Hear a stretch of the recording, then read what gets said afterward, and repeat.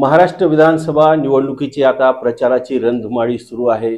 सर्वच उमेदवार आपल्या आपल्या मतदारसंघामध्ये दिवस रात्र प्रचार करत आहेत. याच प्रचारादरम्यान आज आपण जिंतूर सेलू मतदारसंघातून राष्ट्रवादी काँग्रेस पक्षाकडून निवडणूक लढवत असलेले माजी आमदार विजय भांबळे यांच्याशी बातचीत करणार आहोत. साहेब, प्रचार सुरू आहे, कसा प्रचार सुरू आहे? खरं बोलतं तर जिंतूर विधानसभा मतदारसंघात अतिशय चांगला प्रचार आमचे सगळेच महाविकास आघाडीचे नेते कार्यकर्ते डोर टू डोर जाऊन संपूर्ण मतदारसंघातील जो काही महाविकास आघाडीचा जाहीरनामा आहे तो जाहीरनामा जनतेसमोर पोहोचवण्याचं काम प्रत्येक कार्यकर्ते करत आहेत. काल माझा फॉर्म भरण्यासाठी मी संपूर्ण मतदारसंघातल्या लोकांना विनंती केली होती की मला आशीर्वाद देण्यासाठी आपण सगळ्यांनी जिंतूरला यावं.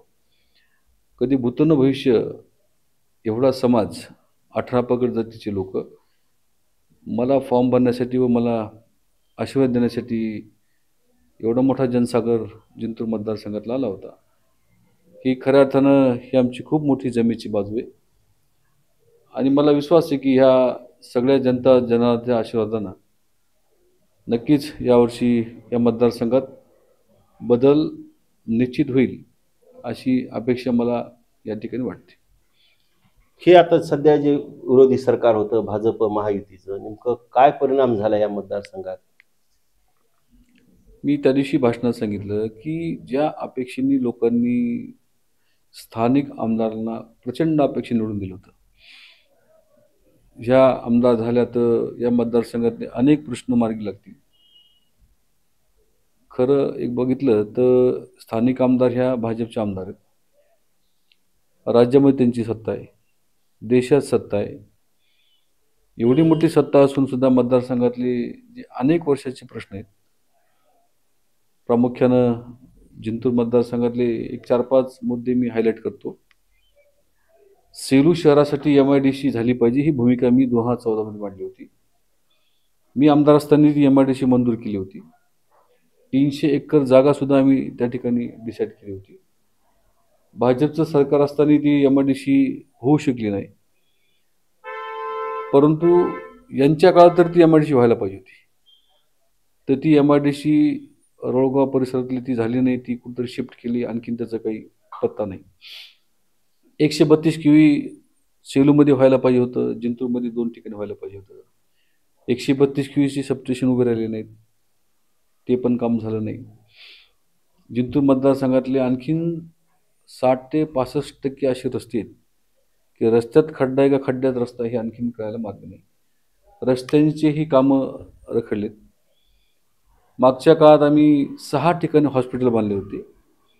त्याच्यामध्ये आशेगाव असेल, कौसडी असेल, इकडे देऊळगाव घाट असेल, तुमचं जिंतूर असेल, अनेक ठिकाणी हॉस्पिटल बांधले. पण त्या हॉस्पिटलमध्ये कुठलाही कर्मचारी आज नाही. तिथं शासनानं कुठल्या प्रकारची भरती केली नाही, म्हणून त्या हॉस्पिटलची मदत लोकांना होत नाही. असे अनेक प्रश्न त्यांनी मागच्या विधानसभेला लोकांना सांगितलं होतं की आम्ही ही कामं करू. तर ही कामं मात्र या 5 वर्षात कुठंही झालेली दिसत नाही.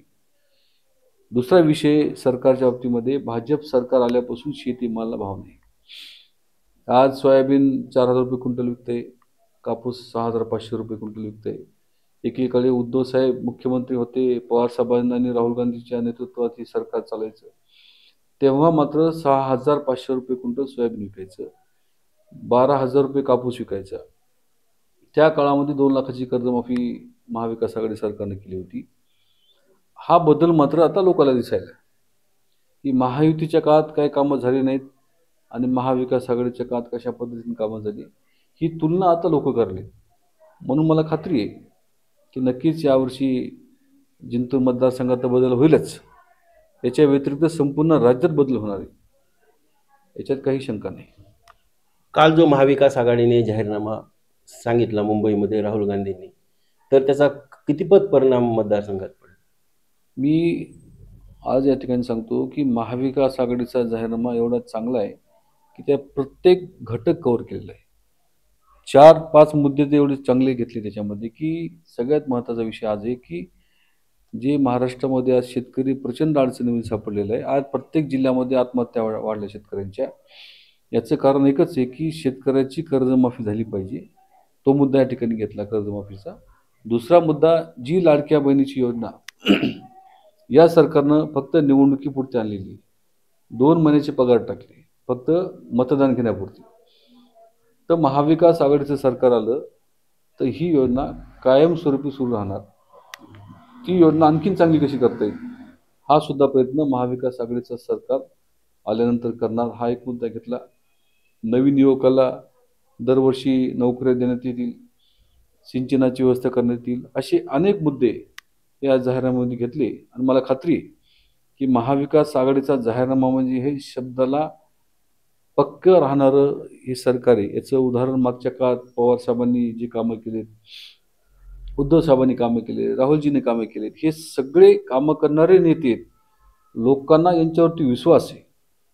म्हणून मला खात्री आहे की या जाहीरनाम्याचा प्रचंड उपयोग नक्कीच होईल आणि जनता या महाविकास आघाडीच्या जाहीरनाम्याला बघून आम्हाला मतदान करतील, याच्यात कुठल्या प्रकारची शंका नाही. काही दिवसापूर्वी विरोधी उमेदवार जे आहेत बोर्डीकर, त्यांनी तुमच्यावर आरोप केले की तुमच्या काळात हप्तेखोरी हे होतं की म्हणजे अधिकाऱ्यांना हप्तेखोरी किंवा आणखीन सर्वसामान्यांना काय नेमकं? माझ्यावरती एकही आरोप त्यांनी सिद्ध करून दाखवावा की विजय भांबळेंनी कोणत्या अधिकाऱ्याला पैसे मागितले. मी तरी सांगतो की त्यांच्यावरती काय काय आरोप झालेत. मधल्या काळात अनेक अधिकाऱ्याला मारहाण केली. मांडवगोरे नावाचा एक तहसीलदार जिंतूरला अतिशय चांगलं काम करायचे, त्यांना मारहाण केली, त्यांना तिथून काढून दिलं. डेप्युटी कलेक्टर संगीता सानप म्हणून सेलूमध्ये होत्या, त्यांनाही प्रचंड त्रास दिला एका महिला भगिनीला. त्यांना तिथून बदली करून जावं लागलं, त्यांना सक्तीच्या रजेवर पाठवलं. आणि नंबर 3, हप्तेखोरी मला म्हणण्यापेक्षा त्यांनी आत्मचिंतन करावं की ते 3 महिने जेलमध्ये कशामुळे होते. 2014 आपल्या जिल्ह्यात खूप मोठा पीक विम्याचा घोटाळा झाला होता. 3 महिने ती स्वतः जेलमध्ये होते. विजय भांबळे कधी घोटाळ्यात जेलमध्ये गेला नाही.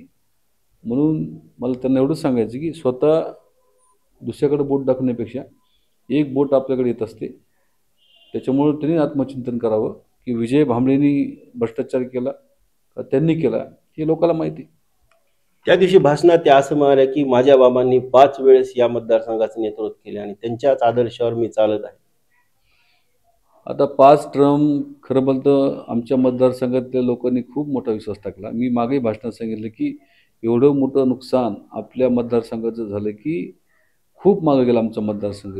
हे 30 वर्ष जर आणखीन कोणाच्या हातात दिले असते, मी म्हणून नाही, मी आमदार एकदा झालो, आणखीन कोणाला 3-4 वेळेस संधी वेगळ्या लोकांना भेटली असती तर नक्कीच मतदारसंघात काही ना काही सुधारणा झाली असती. पण दुर्दैव आपलं की 6 टर्म यांना देऊन सुद्धा आपण जशाला तसे आहोत. स्वतःची प्रगती करण्यामध्ये हे कुटुंब खूप जोरात चालते. निवडणुकीच्या काळात पैसे खर्च करायचे, निवडणुकीच्या पूर्वी निवडणूक झाली की 5 वर्ष गुत्तेदारीची कामं घरी करायची, काही जवळच्या लोकांच्या नावानं करायची.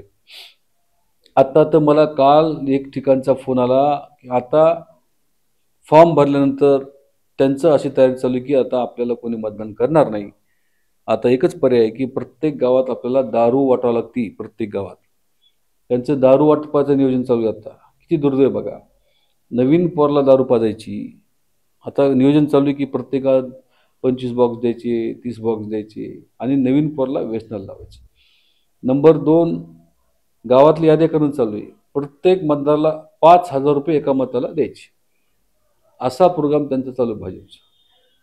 तमाम जनतेला मला एवढंच सांगायचं की हा पैसा आला कुठून आणि हा पैसा आल्यानंतर हा पैसा आता प्रत्येक मतदाराच्या घरापर्यंत येणार आहे. तमाम माझ्या मतदारसंघातल्या जनतेला विनंती करायची की तुम्हाला ह्या पैशाची तुम्ही तुलना करा की आपल्याला पैसे पाहिजे का काम करणारा माणूस पाहिजे. या 2 गोष्टीची तुलना प्रत्येक मतदारांनी करावी. आणि खूपच आग्रह केला पैशाचा तर ते ठरवा तुम्ही घ्यायची की नाही घ्यायची. तर पण शेवटी पुढचं 5 वर्ष आपलं कोण काम करणार आहे, आपल्या हक्काचा माणूस कोण आहे, भविष्यामध्ये MSCB, बँक, तहसील, पोलीस स्टेशन हे काम कोण करणार आहे, या सगळ्या गोष्टींचा विचार करून मतदारांनी योग्य निर्णय घ्यावा असं माझं वैयक्तिक मत आहे. आणि मला खात्री आहे की जिंतूर मतदारसंघातल्या लोकांनी निर्णय घेतला आहे. फक्त आता हे 20 तारखेला फक्त मला आशीर्वाद द्यायचं या ठिकाणी राहिलेलं आहे. त्या दिवशी भाषणात त्यांनी आरोप केला साखर कारखाना सुरू होणार नाही तुम्ही म्हणत होतात, पण आता सुरू झाला आहे. हे कारखान्याच्या बाबतीत मी मागेही सांगितलं. आता कारखाना काय कसा चालू आहे त्याविषयी मी ते काही फार अशात काही बघितलं नाही. पण कारखान्याच्या भावामध्ये बरीच तफावत आहे. एकीकडे बागेश्वरी कारखाना आमच्या बाजूला आहे, तिथं 29 रुपये भाव दिला कारखान्याचा. इकडं पाथरेचा कारखाना आहे रेणुका शुगर, त्यांनी 29 भाव दिला. भावाची तुलना मला सांगा, एका शेतकऱ्याला तुम्ही 3,000 रुपये भाव देता आणि तुमच्याच कारखान्यावर 23 रुपये भाव दिला जातो. ही पण तफावत लोकांमध्ये आहे, याचाही विचार त्या कारखान्याच्या मालकांनी केला पाहिजे. आज शरद पवारांची सभा होत आहे, पुढे प्रचाराची रणनीती कशी राहील? आणखीन काही सभा आहे? आज देशाचे नेते पवारसाहेब मुद्दामून जिंतूर मतदारसंघात येत आहेत. मला खात्री आहे की पवारसाहेबांच्या सभेच्या नंतर आणखीन या मतदारसंघात प्रचंड मोठं परिवर्तन होईल. कारण की सगळ्या मतदारसंघातल्या जनतेला माहिती आहे की पवारसाहेब हे काम करणारे नेते आहेत. एकीकडे 1990ला पवारसाहेबांच्या हस्ते निम्मदुधना प्रकल्पाचं उद्घाटन झालं होतं. असे अनेक कामं पवारसाहेबांच्याच मार्गदर्शनाखाली किंवा त्यांच्या हाताने झालीत आणि एक देशाचा एक जाणता राजा आज मतदारसंघात येत आहे. मला खात्री आहे की या सभेच्या नंतर नक्कीच मला विश्वास आहे की जनतेमध्ये एक चांगल्या प्रकारचं परिवर्तन या ठिकाणी होईल, अशा प्रकारची मला खात्री आहे. एक प्रश्न की काँग्रेसमधून बंडखोरी करून सुरेश नागरे वंचितकडून सध्या या निवडणुकीच्या रिंगणात आहेत, काय त्यांचा परिणाम? आता ओरिजिनल काँग्रेस ही आमच्यासोबत, वरपुकर साहेब जिल्ह्याचे जिल्हाध्यक्ष आहेत ते, इकडे हेमंतराव जाडळकर असतील, गणेशराव काजळे जिंतूरचे, प्रतापरावजी देशमुख असतील, हे सगळे काँग्रेसचे जे प्रमुख नेते प्रमुख सहकारी आहे, जे ओरिजिनल काँग्रेस आहे ती आमच्यासोबत आहे. आणि ते जे काय उभे आहेत आता ते काँग्रेसमध्ये केव्हा आले, मला आता आशात आली ना काँग्रेसला. पण हे बाकीचा सगळा हे ग्रुप माझ्यासोबत आहे. त्याच्यामुळं काँग्रेसचे जे मतदार आहेत, मतदार आणि काही प्रमुख लोक हे माझ्यासोबत आहेत. त्याच्यानं तो मतदार आमच्या बाजूला राहील. शेवटचा प्रश्न की 20 तारखेला मतदान होणारच आहे, कितीची लीड अपेक्षित करता आपण विजयाची? मी लीड सांगण्यापेक्षा मला एवढा खात्री आहे की मतदारसंघातली जनता 2014चं रेकॉर्ड मॉडेल याच्यात तिळमात्र शंका नाही. 2014मध्ये मला 27,500 मतांनी जनतेने निवडून दिलं होतं.